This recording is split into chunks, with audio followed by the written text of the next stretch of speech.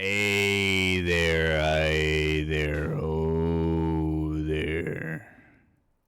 Yes, the cat is about to be fed, so he's going to be a little loud. He's got 14 minutes until dinner time. But anywho, I wanted to bring you guys all here so we could talk about Marvel Rivals.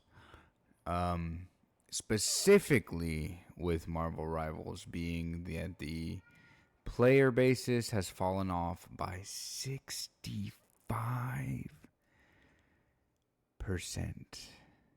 in 10 months only. The player basis has fallen off by 65%. It's a little ridiculous.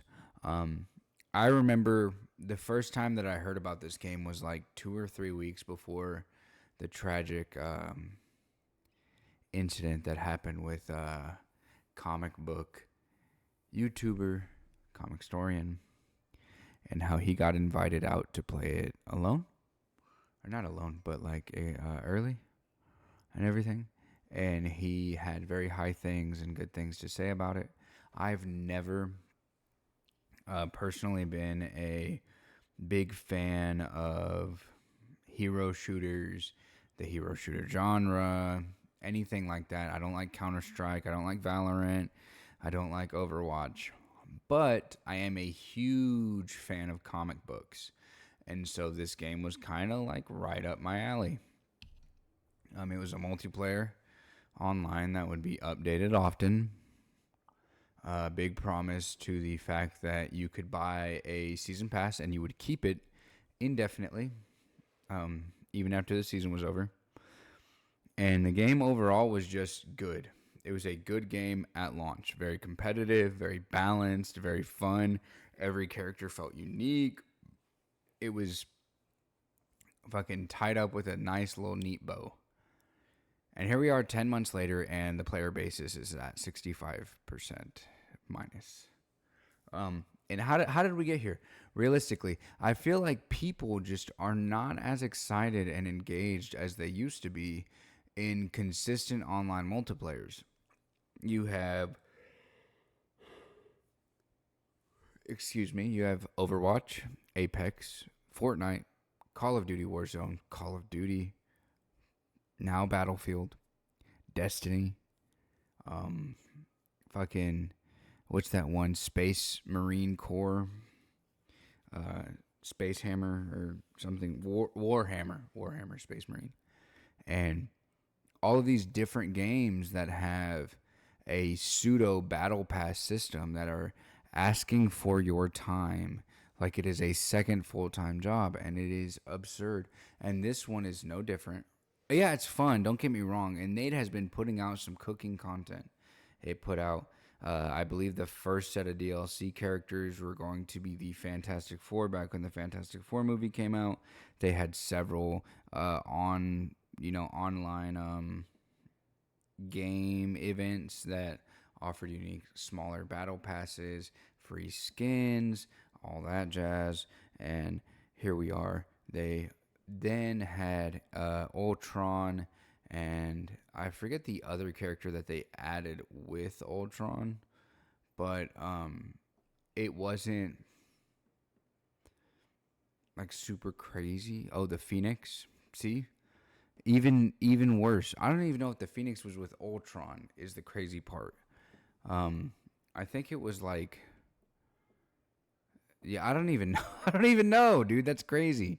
The next set of DLC characters was Blade and the Phoenix, Jean Grey, and then now here we are with that one tank lady that starts with the letter A, and Daredevil. And it's cool. Battle passes are cool. But the gameplay, man, it just feels so toxic.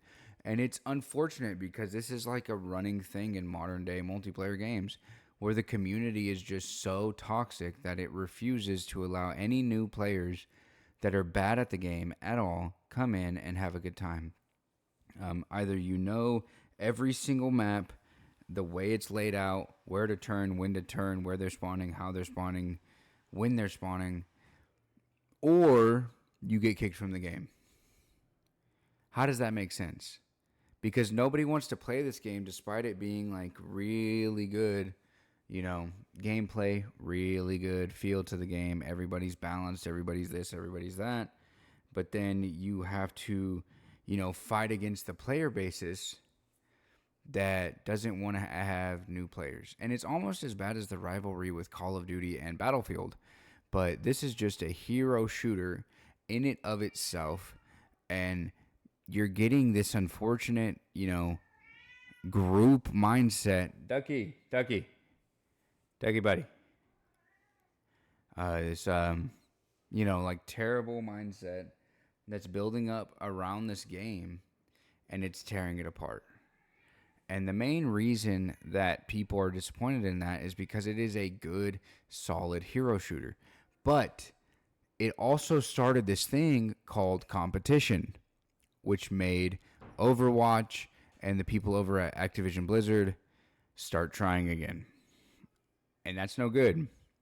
Competition is good for everybody like us because it makes these game studios try a little harder and be more innovative and updating on the game and pay more attention to anything that's going wrong.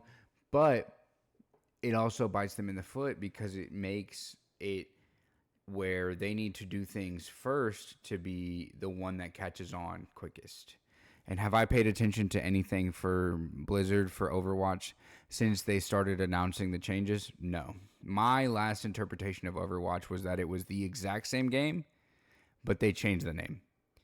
Kind of similar to Smite, but, worse. And Marvel Rivals, unfortunately, hasn't really innovated. They just kind of keep adding, like, cool characters, new, I guess, roles to play, but nothing that's going to be, like, gameplay changing. And very little maps, very kind of slow story. They're more so focused on, like, battle passes and, like, entertaining people visually, even if it's free, which is fine, appreciated, but it's not going to keep the game alive and running, unfortunately. Overall, it's kind of disappointing what's happening with them. Really good game. I hope that it thrives and keeps going because it's going to mean a lot for the hero shooter industry. But yeah, man, let me know what you guys think about the whole situation. Are you playing Marvel Rivals? Are you not playing Marvel Rivals? Did you play it? What are your thoughts, man?